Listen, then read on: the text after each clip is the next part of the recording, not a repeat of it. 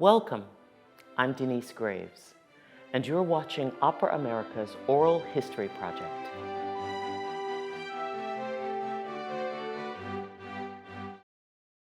Um, Thank you so much for being with us, Stephen Wadsworth. Our 50th anniversary in 2020 was interrupted, shall we say, by COVID. And it was our goal in that anniversary year to capture interviews with 50 people who've just made an indelible imprint on American opera. And you are one of those people. So I'm really grateful for your taking the time with us today. Well, what a pleasure. I'm glad I made it into those 50. Yeah, absolutely. Absolutely. Stephen, I always start my interviews with a question of who brought you to your first opera? My parents had gone to see what was then a new production of Don Giovanni at the Old Met, Eugene Berman production. Herbert Graf directed it, Berman designed it. And they just loved it. My mom had been a sort of standee in the late 40s after getting out of college, and my dad had not particularly gone to the opera, although there was, in his family, there was a tradition of opera goers. And my great grandmother, who was born in 1868, she went to Faust in the first season of the Old Met in 1883. Wow. It was her 16th birthday or 15th birthday or something. Anyway, and she had been a subscriber since there were subscriptions. And she lived on Broadway, but in Hastings, New York, but it was the same Broadway. What? Yeah, absolutely. She came in on with a horse and carriage. And it took her, it took them 5 hours, and they'd come into the city on one day and spend the night and go see the opera on the next day. Anyway, so there was a history of music lovers. She was an amateur singer, an alto who sang lieder. She grew up in a German-speaking household. But they took me to see this Giovanni. They said, let's take the boys, my older brother, and myself. And I was 5. And we went in 1959, and we saw this cast of, Cesare Siepi and Fernando Corena, Eleanor Stieber, Lisa de la Casa, Roberta Peters, Ted Upman, Cesare Valletti. I mean, a real sort of golden age. And it was Carl Böhm conducting. Amazing. So, and I was riveted by it, and we had an hour to drive out to Mount Kisco, New York, where I grew up. And my brother went clonking off to sleep, and I apparently just could not stop asking questions or telling about the parts that were the blue light when the commendatore came in, and the red light for the fire. And I was just very taken with the whole thing. And it was the first piece of live theater I'd ever seen in my life. Wow. So, I mean, in a way, it of course would make a great impression. Would you call that your galvanizing opera moment, or is there a later opera moment that really galvanized you as someone who really was determined to work in this field? I think that was the galvanizing moment, because there was after that, I was extremely open to it. My parents took the opportunity. I mean, they would create vacations around going to an opera somewhere. And we even went one year to Europe when I was 10.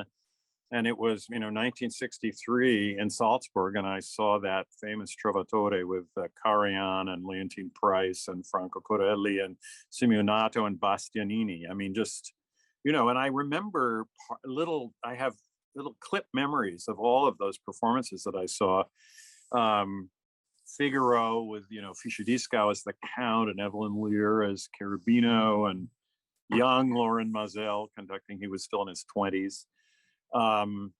And Rosenkavalier with Schwarzkopf, and the Verdi Requiem with Leontine Price and Karajan. So there was just, and all moving from one thing to another, there were many memorable experiences of these performers and performances and of these works of art, which I just burrowed into. It was sort of the thing that I took to.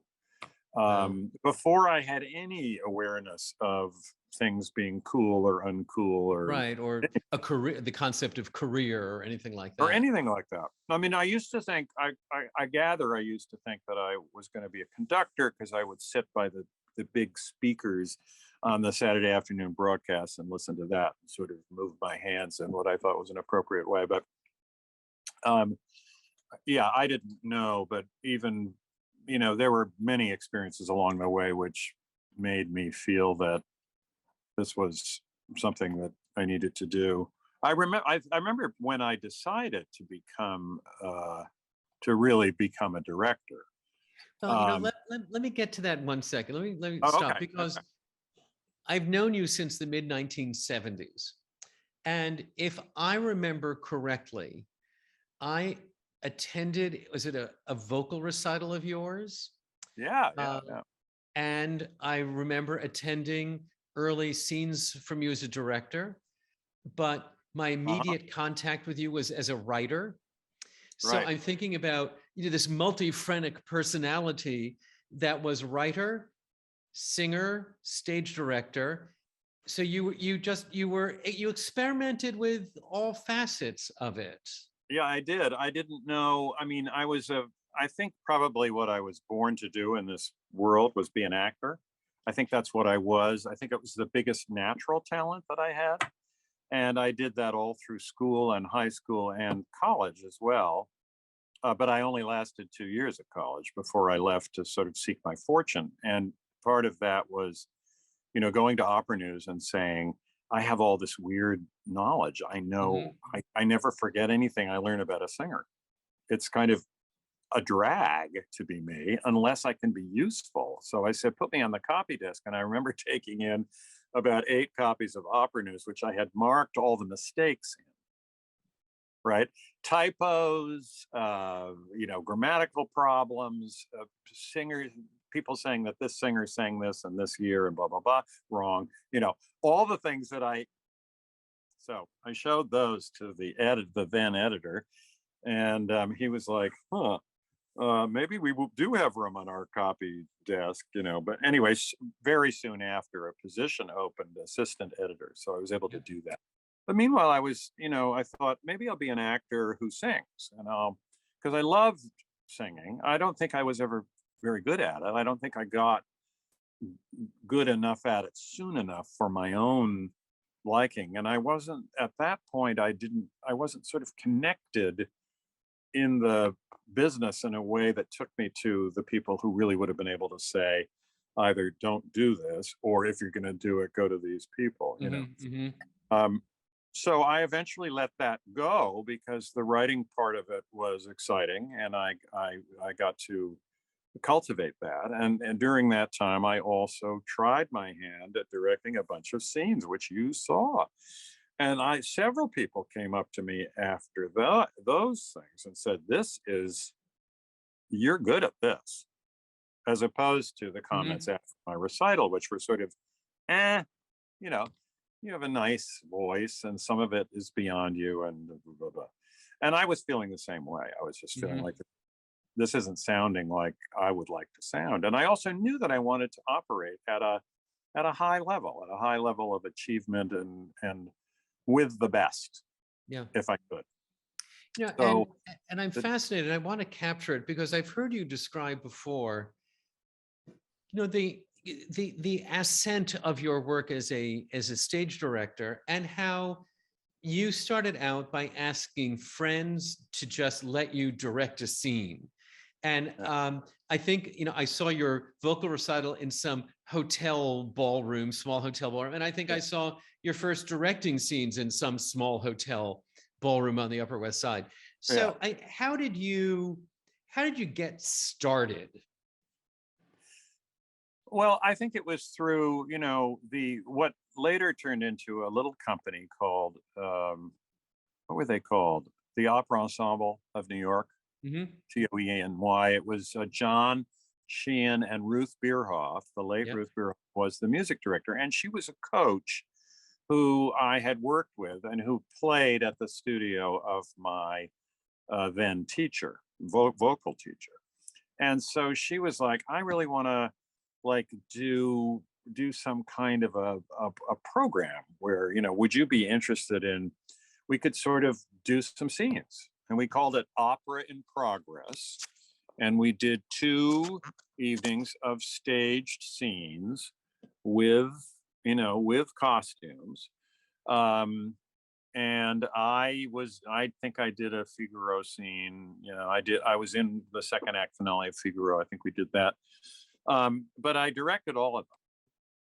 And that was fun too. You know, I mean, I liked doing that. And as I said, the feedback after that from some directors who were there, and of course it was great that I was working at Opera News during that time because I knew people and I got to like people, and I would say, come and see this.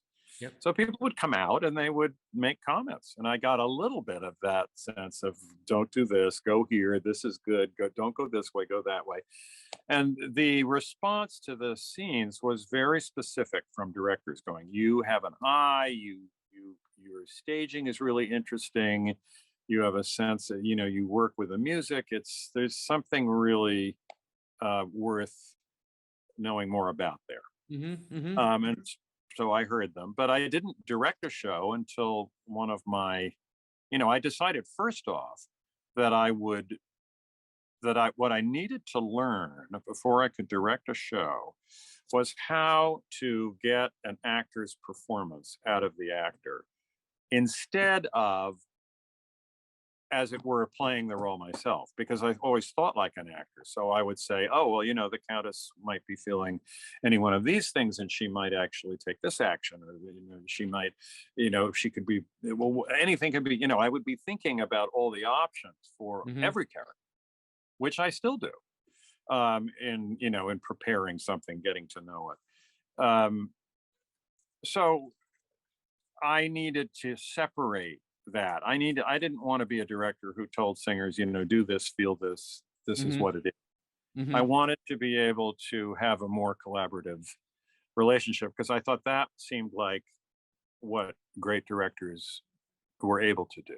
It's really, you know, when I was growing up, great directors, it was really about telling a story on actors. Right. The way a choreographer sets a ballet on a dancer. I mean, it was really, it was actor-based, actor-centric theater. Now it's become a much more, it has many more heads, the beast. But that's really, I felt that was the center of the experience of theater, was the people. Did you apprentice at any point to a major director, and you assisted that great director in that production in Tokyo and that one in Vienna? So yeah, no, I never assisted. I never had a directing teacher.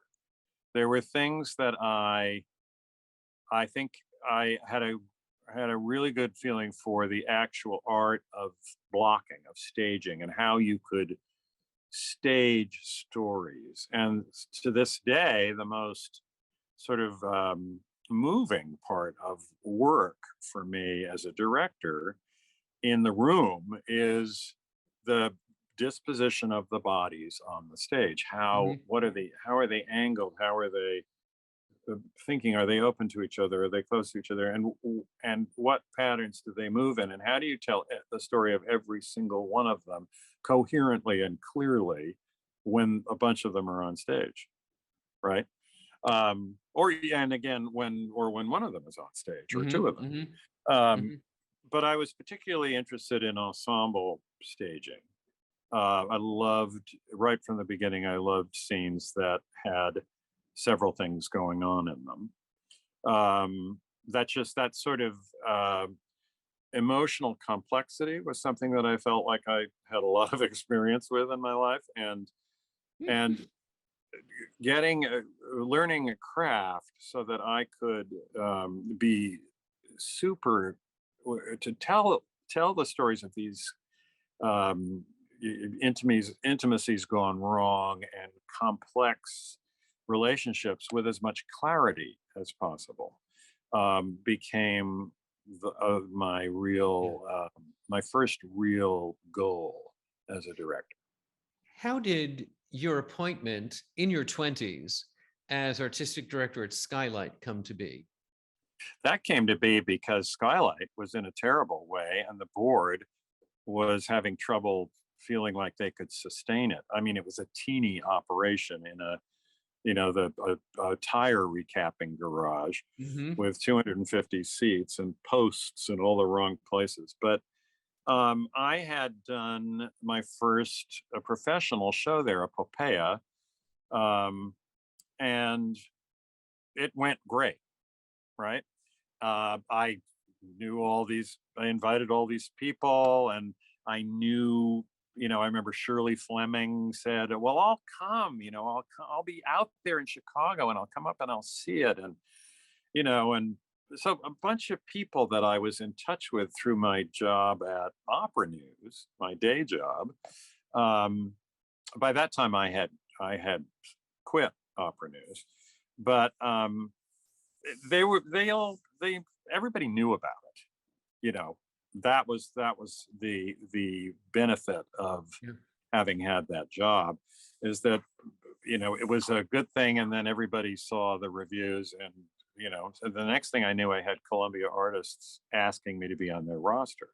But the way I got the job was that Peter Cazares, my oldest friend since college, had been offered the part of Nero by an old college friend who ran the Skylight, Colin Cabot. And Colin said, who should direct it? And Peter said, Stephen should direct it. And so that's how that came to be. So I didn't realize, I didn't know those college connections. Yeah. So I went out there and I did that show. And then about a year later, I did the Monteverdi Orfeo. Mm-hmm. And right in that period is where Colin called me sort of despairing and said, the board isn't really, they're having a hard time figuring out how to sustain the company. And I said, well, what if I called Francesca Zambello, because she had also done a show or two there and had success. I said, what if I called her? I didn't even know her. And and we figure out if maybe she would feel like I do, which is it would be great to have a place where I could experiment, and we could do, pro bono. We could be artistic directors. We're sort of plugged into young singers, and it would be such a great learning experience, I'm sure, for both of us in whatever ways. Let me call her, and then maybe we could do that. And then you wouldn't have to Colin wouldn't have to be thinking about artistic director, and he could focus more on the management of the theater and raising money and whatever else. So eventually that did happen. I called Cheska and said, we both had this thing here. Is this worth thinking about? And ultimately we decided to do it. So we, without any pay, except for what we made on a production, which was, not much, we started as co-artistic directors, and we started to build an ensemble and learn lots of lessons about producing, about directing, about casting, all sorts of things. It was invaluable. And, so Skylight really was the testing ground. That was the laboratory for you. Yeah, it really was. I mean, the other laboratory, I have to say, as artistically, the other lab was teaching, because I knew I wanted to be a teacher, and I knew I wanted to be a director, and I knew I wanted to write. And it was, and I thought, this is probably smart, because I already had a feeling that I might overload pretty easily on if I directed too much. Mm-hmm. Well, I could play these three careers, as it were, off against one another. And when I felt like I was kind of maxing out on one, I would then retreat to the classroom, or I would take a writing project, or something would come up. And that way I had a built-in variety that kept me stimulated and on a few fronts. Yeah, kind of like the I was just saying, result of that. like Birgit Nilsson singing Mozart, it kept the voice fresh. Well, there you go. I mean, really, I will never forget talking to her about Donna Anna. She said, I don't know why. They always wanted me to sing it, but I always sang it terribly out of tune. I was always sharp. Listen to the recordings. I made 2 of them. They wanted 2 recordings of it. It was so awful. I don't know why they wanted even one. Yes, exactly. That But, is so funny. Yes, it kept me in a good, fresh state of mind. So Yeah. that when I went back to directing an opera after taking 6 months off, I didn't have to direct too much too soon. Hmm. So it did keep it fresher. And the teaching developed a pace, and so did the directing and the writing also. I had some wonderful breaks. I got the break with, the chance to write with Bernstein, and that, of course, Exactly. that led Exactly. to. But what I had learned at Opera News about writing, I think I was a good writer. I had won a big national English prize when I was a high school senior. We had 2 weeks of testing all day, and they chose one person from each school, and we did a lot of writing, and I felt comfortable and fluent writing. Hmm. Mostly because of the way I had been educated by fantastic English teachers, whose emphasis was on critical thinking, but also writing it out. So that was invaluable. And the writing thing is another one of those sort of, I think it was a talent, and it was a talent that I was able to cultivate, both in my education and then in my sort of postgrad, which was Opera News, being an editor and looking at everybody's work and commissioning work and writing a lot of articles, a lot of profiles, which got me in touch with a lot of fantastic singers, great singers like doing those pieces was, I did a piece on Janet Baker, I did a piece on Birgit Nilsson, I talked with Leontine Price, I did Regine Crespin, I did Evelyn Lear, I did Lotte Lenya. I mean, really fantastically interesting people. I was also doing profiles for the New York Times every now and then, and for the program magazines on the West Coast, the San Francisco Opera. And of course, you get to know a lot of people that way, and it was so wonderful. And I became quite close with a number of those people, Lenya particularly, but also Evelyn Lear, just people. And I also had done at the same time a story on Tom Stewart, her husband. Both of them, amazing performing creatures. So let me ask you about some of your exploration, I will say, and perhaps with one foot in the academy, thinking about Aeschylus, but more within the framework of your fascination clearly with the French literature of Molière, Beaumarchais, Pierre de Marivaux. What is it about that French literature of 2 centuries ago that so captivates you? Well, interestingly, I had moved into the 1720s and 1730s long before I got involved with Marivaux through Handel, who was writing in London as Marivaux was writing in Paris. And both with an interesting kind of cultural disconnect. I mean, Handel was writing Italian operas for English-speaking people, and he was German. Marivaux was writing French plays for an Italian troupe, all of whom, except for one, had been born in Italy and spoke with heavy accents. And he's now thought of as the consummately French, writer, and he is. It was really that period that something about the period drew me. The Handel operas, when I was a kid, they had just started to record some of them, and I don't know why exactly, but I found the music it seemed to express exactly who I was. I felt so in sync with it, and it was just a world of beautiful consideration of human beings. Mm-hmm. And I came, after I got onto Marivaux, and sort of realized that they were total contemporaries, and that there I was again coming at this decade or these 2 decades from a different place, yet another place. I realized that it was something about the period that interests me, early Enlightenment thinking, which really is and I figured it out eventually.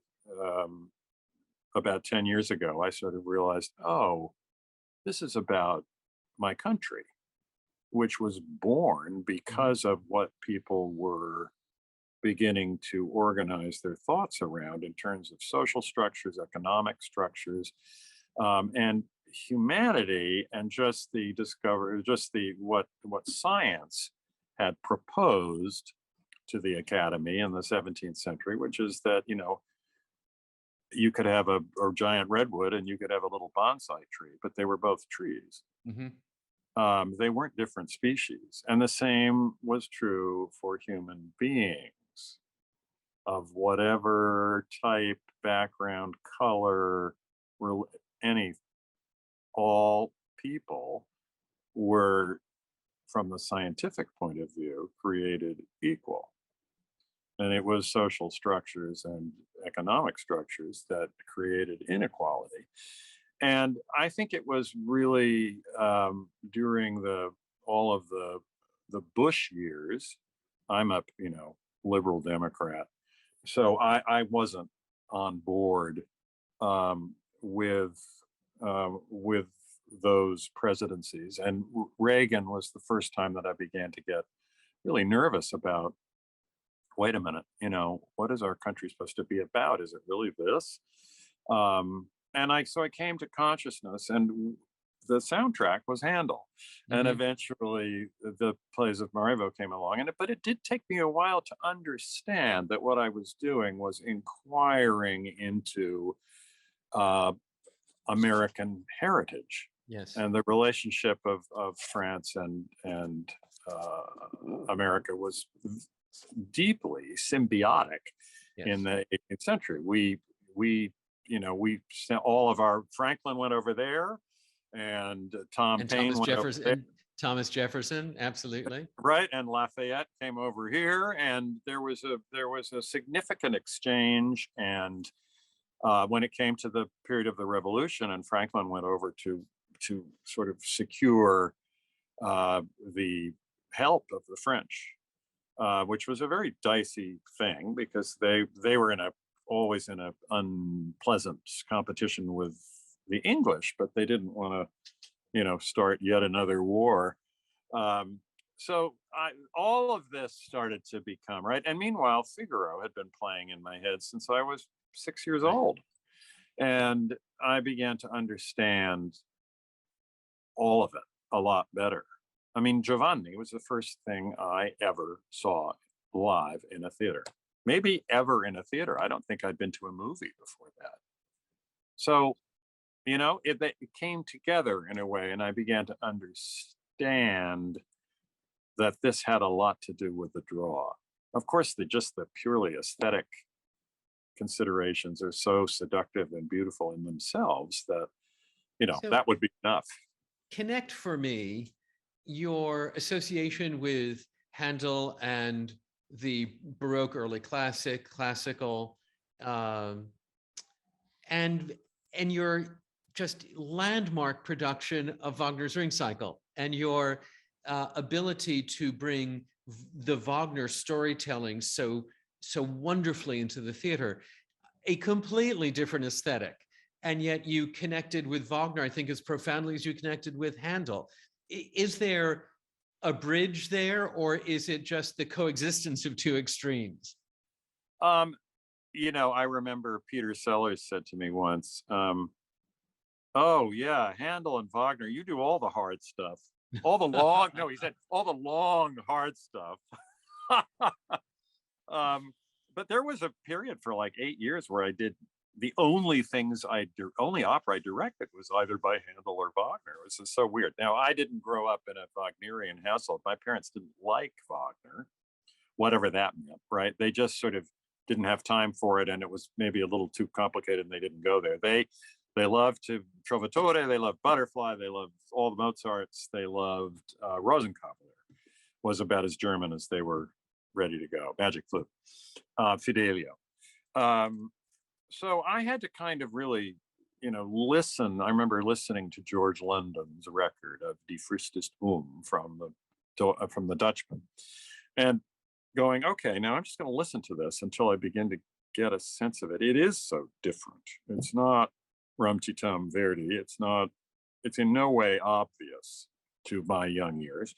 I need to listen until I begin to understand how to hear it. And this was all when I was like 12 or 13. And I decided the Wagner was the unclimbed mountain I needed to know more. And my parents were clearly not going to be taking me to any Wagner operas. So really, the reason I came to it is that I had a long association in Seattle with Spate Jenkins, and he's a great Wagnerian. And after I first went there and did Yenufa, and really was his first or second season, he didn't take long for him to turn around and offer me Dutchman.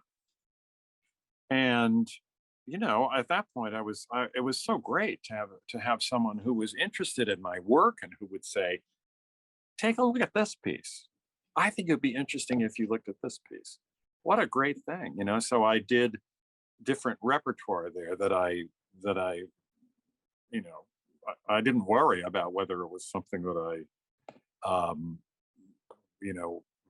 was going to be known for or anything. I just thought if it's a good piece and it speaks to me, I'll do that. But I think something else had happened, which is that, I first went there in 85. Well, I guess in 92, I directed a play for the first time professionally at the McCarter Theater.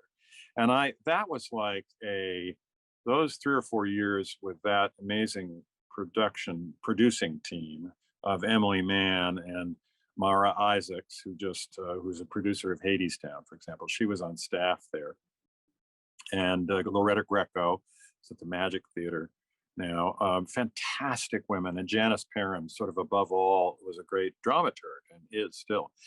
These women really came in and looked at my work and said, what is that moment? What is that moment? What is that moment? That's not happening. This isn't happening. I'm looking at shapes. I'm not seeing the scene.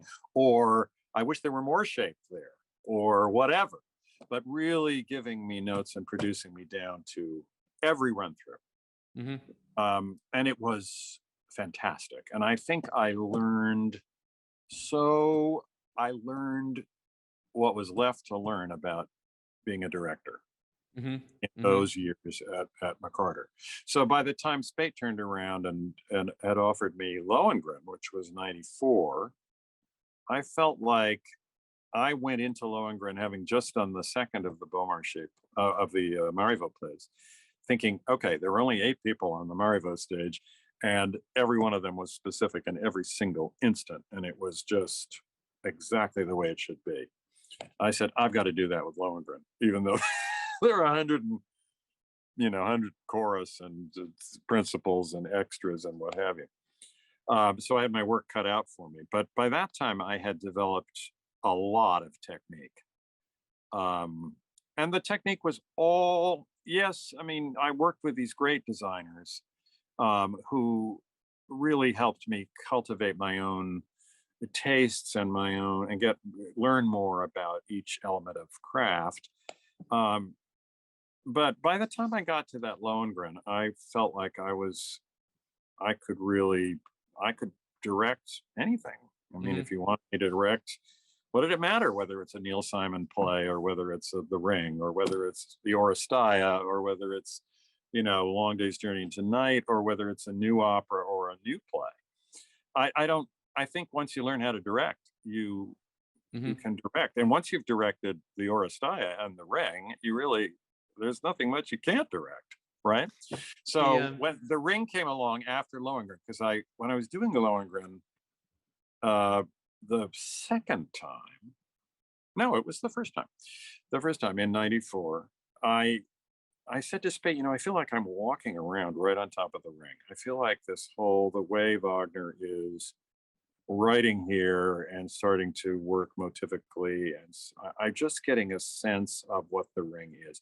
And I knew that he was planning a new ring. So I said, I will only say this once, but I'm throwing my hat in the ring. I would be interested in doing that.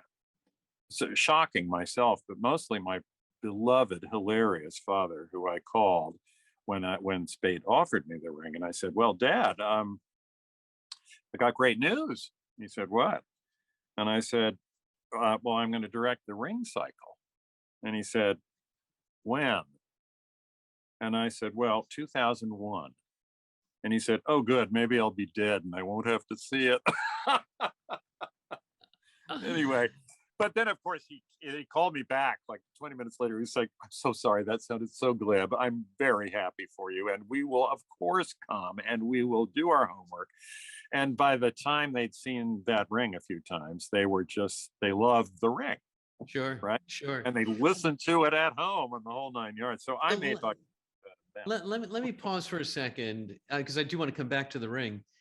But you have just described kind of a pair of producing teams. You're a wonderful team at McCarter, and Spate, who was thinking about you as an artist and saying, you should try this. You think about this.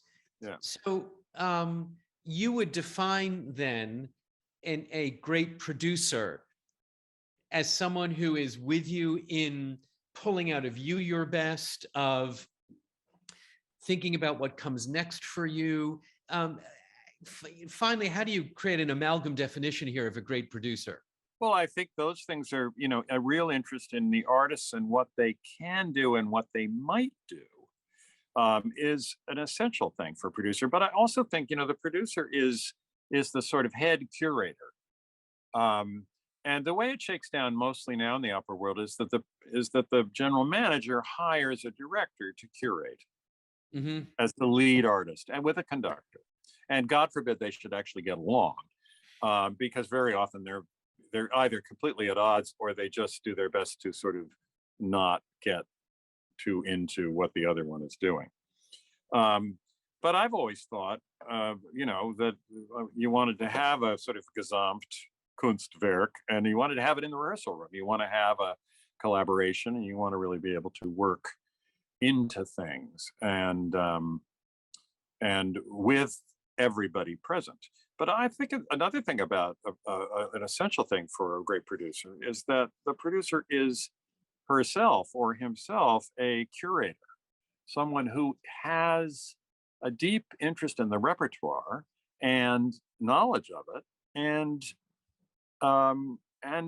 even an agenda for it. Like, I think it's important that we do this piece, and I feel, as Spate did when he came to the ring for the third time, he said, I want to do a green ring. I don't know what that means, he said. And he wrote to four American directors with whom he'd been working, and asked us all to write about that, to write him a letter, to write him, Well, I wrote this deranged sort of 15-page thing. I remember writing it on a transcontinental flight and just getting so into it. It was so fun. And I was lucky enough to get that assignment, and that, but that came from Spate. Spate's notion that I might be a storyteller useful to Wagner was really the driving force of that ring. And then of course I got my own get up and go because it was so thrilling. But we met as a team. It was Tom Lynch, the set designer, Martin Pakwadinas, the late costume designer, and Peter Kazarowski, the lighting designer. This is my team for 25 years. I mean, there was never a week when we weren't talking about something we were going to do. And Spate in the room. We all went out to Seattle for like 10 days, and we met morning till night every day and worked through ideas about how we could conceive and show the story scenically and in terms of actors. And Spade also said, now I said to him, listen, you can't make any offers without asking me first. We want to get the people that we feel are going to be open and can go on the ride in whatever way. So he did that with me, and we always did that. We sort of, he would find people, and then he would always say, "What do you think about this person?" And so that was a fantastic thing. It was really being given a lot of freedom, but also having this incredibly intrusive but never invasive. I mean, he was always present. He came to all the rehearsals. He would say, "Well, now why does Ortrud do that? I just don't understand why she's standing at the wall over there," whatever. And I would think, what a fantastic thing that he's here and that he has this question. And I would either say, "Don't worry, I'll show you," or, "You're right," or whatever. And I had the most in-depth, the finest possible producing. I simply can't imagine how people can get on without having the experience of that I had at the McCarter. Yeah. They were hard on me. Oh my God.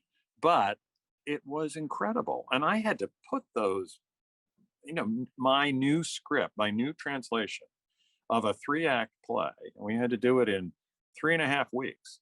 And we only had 3 previews, or I think it was 3 or maybe 4 previews to sort things out. And those preview nights, you get to the end of the performance, you'd be so fried, and they'd all sit down and they'd start telling you things. Wow. That weren't working. And wow. It wasn't that I didn't realize it or didn't agree, but there was a mandate that they put forward, which was, "We're going to get this right. And we're going to do it for you because we believe you have a vision here that is special. And we've never seen work like this before. And we want to make sure that it connects with the actors, connects with the audience immediately."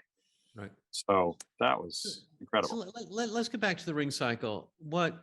And I always told people for the 15 years it was in existence that if you need to go see a first ring cycle, you've got to see this one as the first ring cycle, because so many ring cycles take a very interpretive approach to it.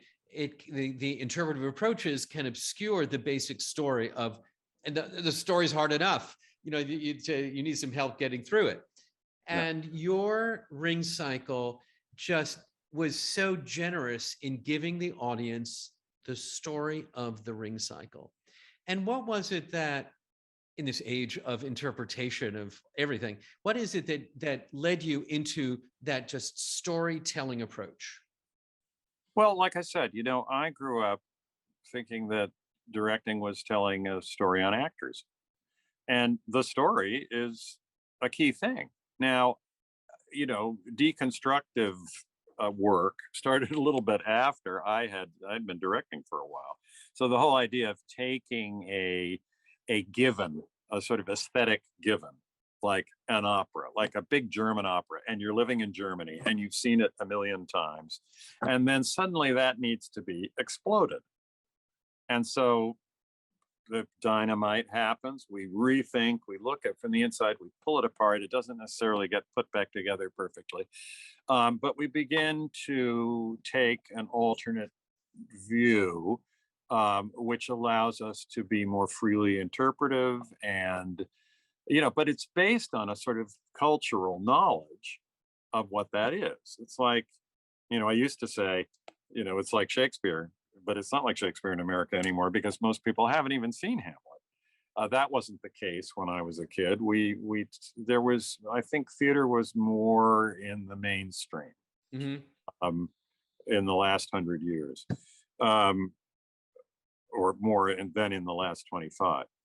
But in any case, the difference of approach is something that I felt was earned by a knowledge of what it was. And I sort of said, everybody in the world is doing crackpot rings with lots of cool different ways of going in. And Spade, in fact, had done Francois Rocher's, which was a very, it was very sort of Dada. There was a little bit of this and a little bit of that, and there was all sorts of juxtapositions culturally and scenically and things, which were very interesting. I really loved going to see that ring. But I thought, no, I thought what would be really good at that point was a ring which Wagner would recognize if he walked into the theater.